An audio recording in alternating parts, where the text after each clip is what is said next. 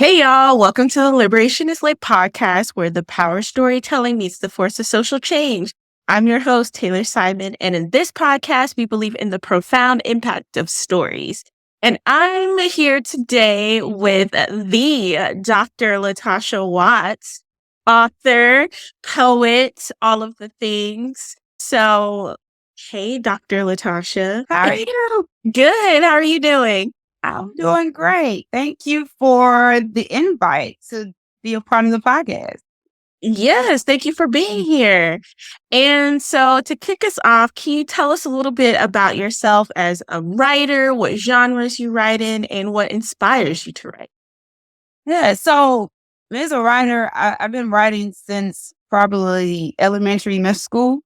And then as I kind of advanced to undergrad, I took some poetry classes and some writing classes. And then in my graduate studies, I took some classes. Then obviously in my uh, doctoral program, it was constant writing, more writing. So I kind of learned more of the creative side of writing, which kind of sparked my interest. But I think that for the genre of my writing style, I write more of poetry, different types of poetry that can kind of relate from relationships, love, hardships, traumas. And then I also write more to inspire people, motivate people. And then I write a lot about grief and loss, and then just creative short story writing. So I just take short stories and I elaborate on them to make them creative because I don't really like long drawn out books.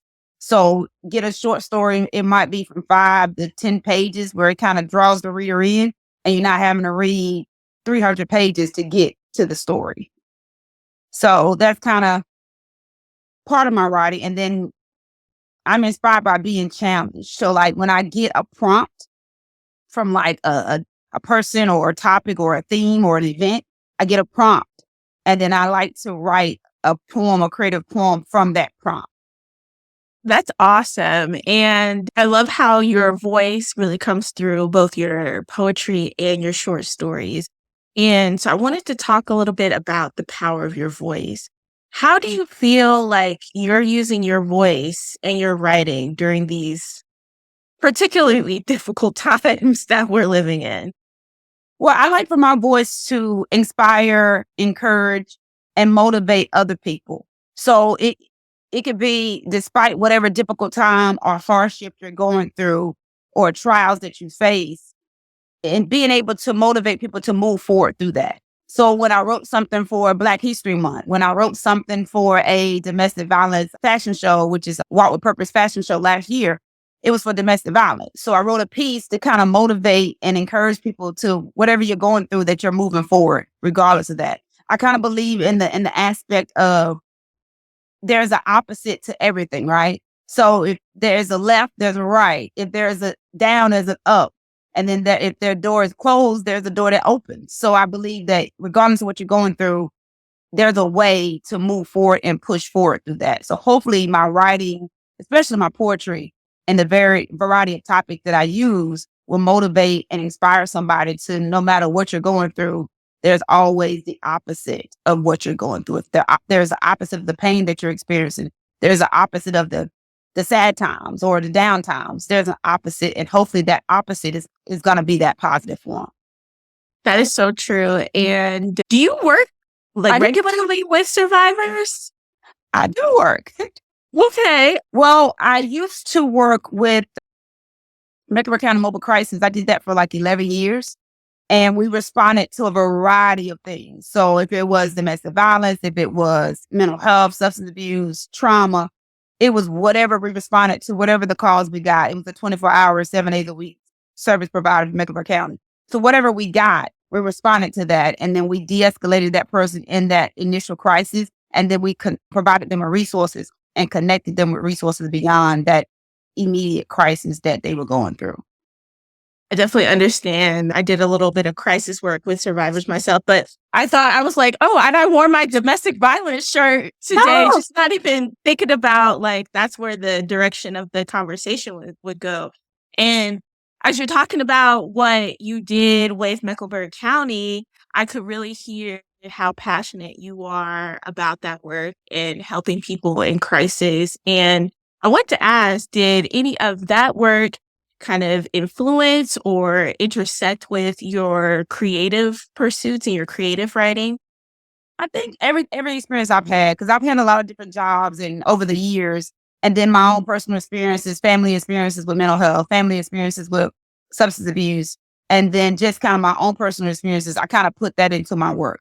So I think when you're going through something, especially when you're younger and you're growing up, I always kept a journal or a diary, people say, and I wrote things down into that. And so as I was writing, it just kind of came into a poetic format. So when you kind of write down your thoughts or you write down your emotions and then you just elaborate on it and then it started to rhyme and then and then this word came in and that word and I was like, oh, that sounds great. Let me add this word in there. And so then when I took a creative writing class in college, the professor kind of pushed you outside of your comfort zone to give you different areas that you would never even thought to write about. I mean, even like writing about like a inanimate object, like a tree. You had to be creative in how to write about a tree. So it kind of pushes you and it challenges you beyond yourself. And then you can take your own personal experiences of trauma and write about it into a creative format where other people can relate to your words. Even though it was your experience, you never know who would have experienced it as well. Just like when I did the domestic violence fashion show, because I'm a model too. So I was in that show for the runway portion. And the director of the show, Miss Jules, she said, hey, you want to write a poem? I was like, okay, sure. So I wrote a poem just for that event, which it related to a lot of people that were experiencing domestic violence or had gone through domestic violence. Okay, author, poet, model, doctor. Like, what else do you do creatively? I mean, I just try to do everything. I believe in the phrase of the worst somebody can say is no, right? And if they tell you no, you're going to be at the same point you was at before you asked. So what's the reason? Why not?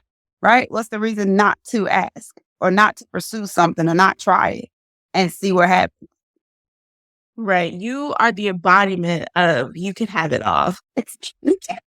Do it. I mean, you never know. You never know what happens. You never know what opportunities are out there for you if you just allow yourself to be challenged. So you seem pretty busy with all of your talents that you have juggling. What keeps you grounded in the work that you do? What keeps me grounded is always self-care. Always self-care. Either self-care moments with just yourself, activities, and just self-love. In the midst of anything, in the midst of catastrophe, what are you doing for yourself? If you're a parent, a wife, or whatever, you're taking care of kids, you're working, you're taking care of the household. In the midst of all that, what are you doing for yourself? If it's on a daily basis, if it's a month, if it's a week, if it's twice a year, what are you doing for yourself? And then even as a mental health therapist, I always tell my client, self-care, what are you doing for yourself in the midst of everything? And I think that's what keeps me grounded is because regardless of what I think I'm going through, I know that somebody else is going through something that in their mind is worse, is harder, is tougher than whatever I can even fathom to think of. So I always try to focus on what can I do for myself? Even if it's something like I took 2 hours to watch a movie on a Friday night. You just take that time to wind down and focus on yourself. Because at the end of the day, we have 24 hours in a day, right? So in 24 hours, you can have at least 30 minutes to yourself.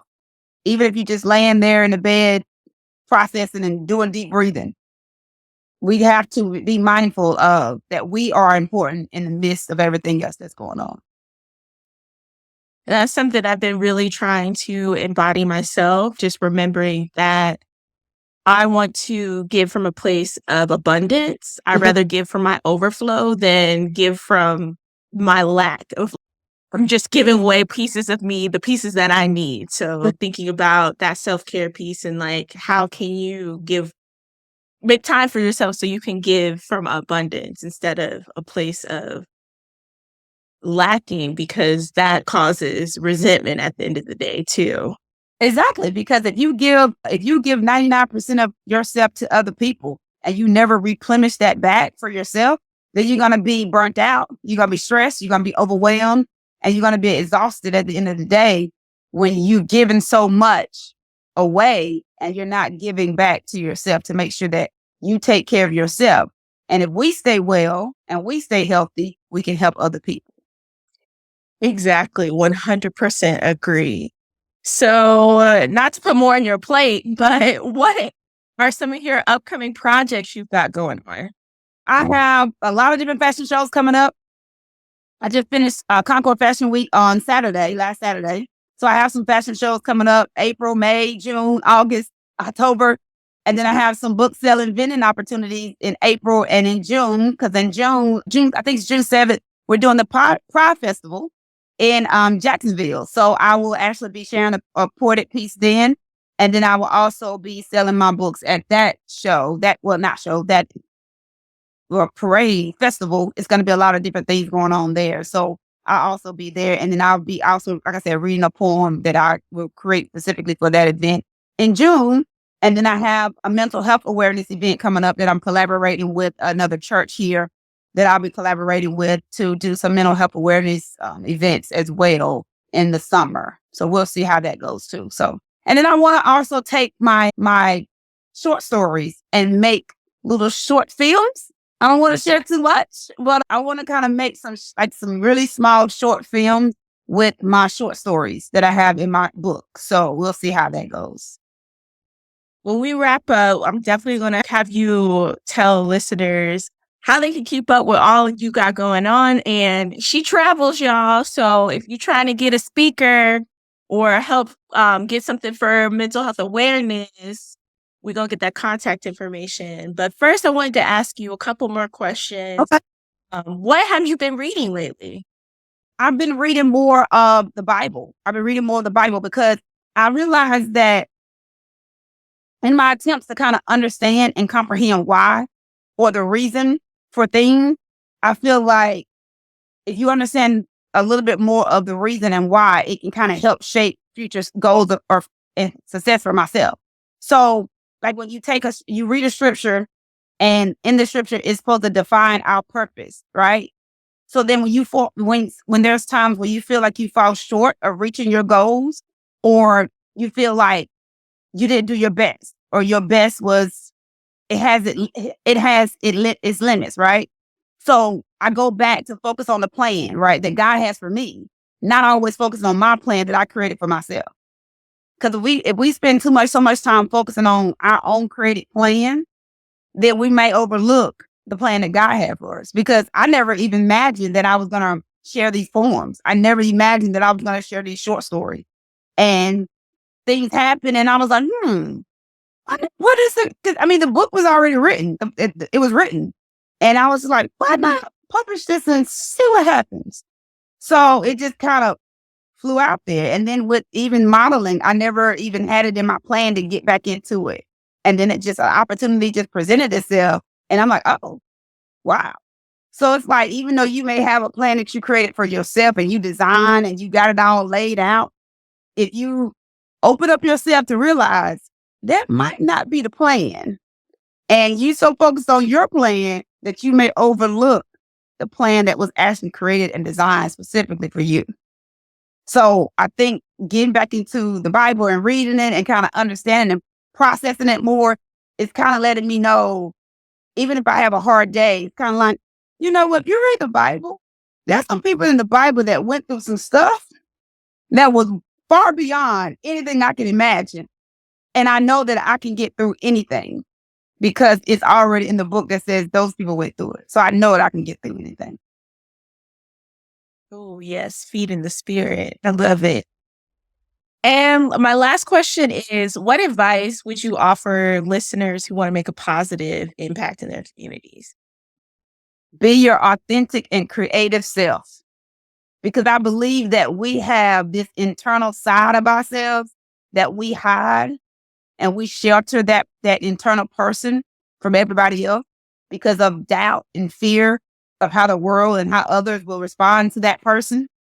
But if we gradually open ourselves up to this world that has a limited amount of possibility, if we open ourselves up to that, it doesn't matter what age, what gender, what race, it doesn't matter. We open ourselves up to that. When you get to that elderly age, you won't have any regret. And no matter, the thing about it is too, it's like you never know the impact you're going to have on someone else's life. You may think that your experiences don't matter, your traumas don't matter, things that you've gone through doesn't matter, but you never know what somebody else has gone through, that simple words or sharing a story or sharing our experience may impact somebody else. Even when I wrote a poem and I shared it on social media, I wrote it for the church, but I didn't realize that it was going to impact somebody else. For them to say, hey, that poem really touched me. I was going through something at that moment, and hearing your poem, it really impacted me. So just knowing that, you never know. So just realize that the sky is the limit and reach for it. And it goes back to what you said earlier about you writing the poem for the fashion show and not knowing how those words would impact and touch people. And so, and again, too, what you said before about leaning into your purpose and opening yourself up to the possibilities and being that vessel. You never know how you just living your authentic self is going to touch somebody else. So I love it. Thank you so much. We got to get out our own way sometimes. We are our own worst enemy. We hold ourselves back from the possibilities, just like you. Like if you would have never started Liberation is Lit and I would have never found you on a Google search, you would be holding my books in your own life market. And I would have never been able to participate in Soda City and sell so many books there. So you never know like how impactful your choices and your decisions are to somebody else. So I appreciate you, Taylor, so much. So, and I know a lot of people love you and appreciate you. So just by you even stepping out and doing what you need to do. Yes, because I had a lot of things up in my head trying to hold me back. And I'm so glad I moved past them. And now I feel like I'm like walking in my purpose. So look at us walking into our purpose. So thank you so much, Dr. Latasha. Where can people find you and keep up with all your amazing projects that you got coming up? Yes. So people can find me on Instagram at Latasha. That's Latasha Watts, WATTS.12 on Instagram. Facebook, you can find me at Latasha Watts. My books, both of my books are listed on Amazon. Well, first of all, both of my books are with Liberation is Lit, and then Amazon.com, Barnes and Noble. And then also both of the books are listed into an actual bookstore, physical location. Park Road Bookstore in Charlotte, North Carolina has both of my books as well. Shout out to Charlotte bookstores. Well, y'all heard it here. If you want to get your books in the bookstores, reach out to Consignment Opportunities. I did a simple Google search, found Liberation is Lit on a Google search, found Park Road Bookstore on a Google search, and there's so many other bookstores that does consignment opportunities. And you can read all about it, but they're welcoming local authors into their collection of books. So you can always look into that if you're trying to get your books into other places, like for its physical locations and even online. Thank you for saying that, because I've been getting so many people lately, people saying like, because I'm like, hey, you should buy your books from local bookstores instead of Amazon. People are like, you hate indie booksellers. I'm like, girl, do you even know that I have a whole consignment program that I'm working with a ton of indie authors? Like, so thank you for saying that. Thank you for shouting out the independent bookstore. And thank you for giving us a chance as well. So again, this was an amazing conversation. Thank you so much, Dr. Latasha. I'm going to put all the places where people can find you in the show notes. Thank you for being a part of the Liberation is Lit podcast. And if you have a story that you listeners want to share, suggest topics, or just want to connect with us, you can find us on Instagram, Facebook, TikTok at Liberation is Lit, or our website, liberationislit.com. If you enjoyed this episode, please consider leaving a review, and remember, your voice matters. And together, through the lens of stories, we're going to make a difference in the world. Until next time. The next time.